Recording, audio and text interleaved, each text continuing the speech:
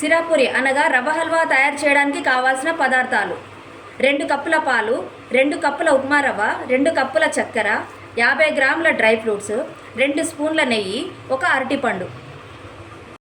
ముందుగా స్టవ్ వెలిగించి స్టవ్పై ఒక పాన్ పెట్టి అందులో 2 స్పూన్ల నెయ్యి వేసి డ్రై ఫ్రూట్స్ వేయించుకోవాలి. అందులోనే 2 కప్పుల ఉప్మా రవ్వ వేసి వేయించుకోవాలి.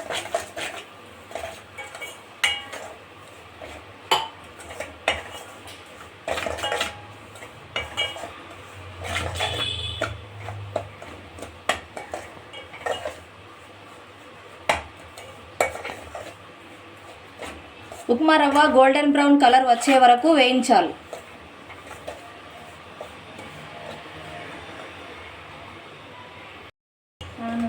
ఉప్మా రవ్వ గోల్డెన్ బ్రౌన్ కలర్ వచ్చే వరకు వేయించి అందులోనే షుగర్ వేసుకోవాలి.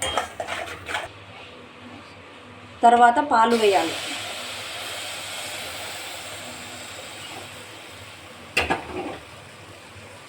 చక్కగా ఉండలు లేకుండా కలుపుకోవాలి.